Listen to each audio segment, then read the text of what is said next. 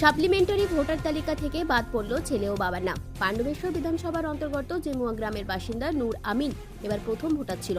আর নূরের বাবা দীর্ঘদিন ধরেই ভোট দিয়ে আসছিলেন। এসআইআর প্রক্রিয়ায় শুনানি পর্বে সমস্ত নথি জমা করার পরেও কেন তাদের নাম সাপ্লিমেন্টারি ভোটার তালিকা থেকে বাদ গেল বুঝে উঠতে পারছেন না তারা। তারপর থেকেই চলছে ভোট। কতবার দিয়েছেন? বহুবার। হ্যাঁ, তারপর থেকে চলছে। এই যে তারপর কোনো হিয়ারিং এ ডেকেছিল এইটাতে? কি কি দিয়েছিলেন হিয়ারিং এ? হিয়ারিং এ ধরুন ভোটার কার্ড, আধার কার্ড হতে পারে হয়তো। আধার কার্ড, ভোটার কার্ড ওগুলো দিয়েছিলেন? জমির কাগজ। তারপর আজকে যে বাতিল ডিলিট দেখাচ্ছে যে তালিকা, তাতে আপনার এবং আপনার ছেলের নাম, তাই তো? নিশ্চয়ই। এটা একটা দুশ্চিন্তার বিষয় তো। চিন্তার বিষয় আছে। এত বছর ধরে ভোট দিয়ে আসছেন, এখানকার স্থায়ী বাসিন্দা, মানে স্থানীয় লোক আমরা, দাদুর আমল থেকে।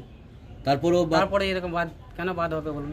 তারপরে আবার দুজনের ছেলে, আমার বাদ হয়ে যায়, ছেলের হয়ে যাচ্ছে, বাবা তো হয় না। ছেলে যখন পড়াশোনা করছি। ও তো 2 বছর আগে তুলেছে নাম। হ্যাঁ, ওরও আজ বাতিল। ওরও বাতিল। গার্জিয়ান যদি বাতিল হয় তো ছেলে বাতিল অটোমেটিক হয়ে যাবে। তাহলে এরপর কি করবেন? এরপর যেটা হয়, সংশোধন হয়, যেটা নাম আসে, যাতে ভোট দিতে পারি। আবার সেই দৌড়াদৌড়ি করতে হবে, আবার সেই জমা দিতে হবে কাগজ। এবার ধরুন সেটা তো ওনাদের হাতে না, আমার তো কিছু করার নেই। আমার হাতে আমি এই ভোটটা আছে, ভোট কার্ড নিয়ে যাবো, ভোট দিয়ে চলে আসবো। ভোট তো দিতে পারবেন না। এটা যাতে সংশোধন হয় সেটা করতে হবে, যাতে আমি আগামী দিনে ভোট দিতে পারি, যাতে সংশোধন হয়ে যায়। কিন্তু এবার দিতে পারবেন না, না হলে কিছু করার নেই, না হলে কী করবো, ক্যান্সেল হয়ে যাবে। এটা তো আপনার একটা দুশ্চিন্তার বিষয়। সারা আমি দিয়ে আসছি 10 বছর ধরে, কি 8 বছর ধরে দিচ্ছি ভোট। এবার ভোট যদি না দিতে পারি দুঃখের বিষয়। কি নাম নেই আপনার? না, নাম নেই। আগে নাম ছিল, এখন ডিলিট হয়ে গেছে। সামনেই ভোট রয়েছে, তাহলে ভোট কি দিতে পারবে মনে হচ্ছে? পারবো না মনে হচ্ছে, সবাই যে বলতে পারবে না। কতটা চিন্তায় রয়েছেন? অনেক চিন্তা লাগছে। আপনার ভোটার কার্ড মোটামুটি কতদিন আগে হয়েছিল আপনার 18 বছর হয়েছে, আর হয়েছে মোটামুটি এখন উনি 3 বছর আগে হয়েছে মোটামুটি। এর আগে কোনো লোকসভাতে ভোট দিয়েছেন? না, তখন ভোটার কার্ডটা আসেনি। আচ্ছা, তাহলে তো এই গতকাল যে সাপ্লিমেন্টারি লিস্ট বেরিয়েছে সেটা দেখেছিলেন? হ্যাঁ, দেখেছিলাম। ওটা তোমার ওই আসেনি নাম। আর এমনিতে কি ওই হিয়ারিং এ ডেকেছিল? হ্যাঁ, ডেকেছিল। তখন কি বলেছিল? তখন ডকুমেন্টস জমা দিয়েছিলাম, সব কিছুই ঠিকঠাক হয়েছিল। তারপরে আজ হঠাৎ দেখছি যে ডিলিট। শুধু কি তোমার একাই? আমারও না, আমার বাবারও। কি নাম? আমার নাম হচ্ছে নূর আমিন, আমার বাবার নাম হচ্ছে আজ মোহাম্মদ। ইতিমধ্যে বিষয়টিকে নিয়ে রাজনৈতিক তরজাও শুরু হয়েছে। এটাই আমাদের লড়াই।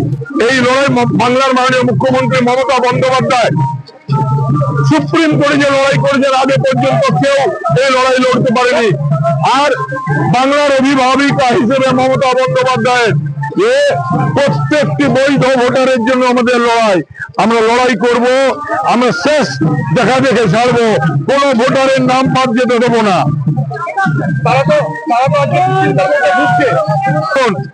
আমরা ট্রাইব্যুনালে যাব, আমরা শেষ দেখব, আমরা আদালতে যাব, আমরা ছাড়বো না, আমরা কোন ভোটারের নাম বাদ যেতে দেবো না। আমরা লড়েছি, আজকে নাম এসছে, আরো সমস্ত বৈধ ভোটারকে নাম দিতে হবে, এটাই আমাদের দাবি।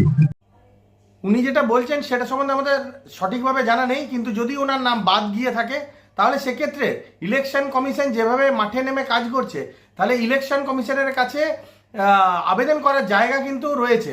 সেক্ষেত্রে উনি আবেদন করতেই পারেন, এবং ওনাদের যদি কোনো বৈধ কাগজপত্র থাকে তাহলে কোনো কারুর ক্ষমতা নেই যে ওনার নাম বাদ দিয়ে দেয়।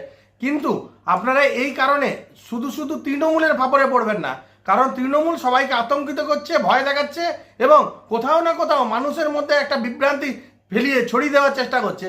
এর থেকে বিরত থাকুন এবং ইলেকশন কমিশনের কাছে যান, এবং সঠিক কিভাবে আপনারা আবেদন করবেন বা কিভাবে করলে আপনাদের মানে এই নামটা আবার নথিভুক্ত হয়ে যাবে, সেটা ওনারা অবশ্যই সহযোগিতা করবেন। তৃণমূল কিন্তু কোনো সহযোগিতা এই ক্ষেত্রে করতে পারবে না, ওনারা শুধু লোককে বিভ্রান্ত করবে। কিন্তু সাপ্লিমেন্টারি ভোটার তালিকা থেকে কিভাবে নাম বাদ পড়ল সেটাই বুঝে উঠতে পারছেন না পরিবারের লোকজন। দুশ্চিন্তায় জেমুয়ার এই পরিবার। জেমুয়া থেকে অনুরাধা সেনগুপ্তর রিপোর্ট, খাঁটি খবর।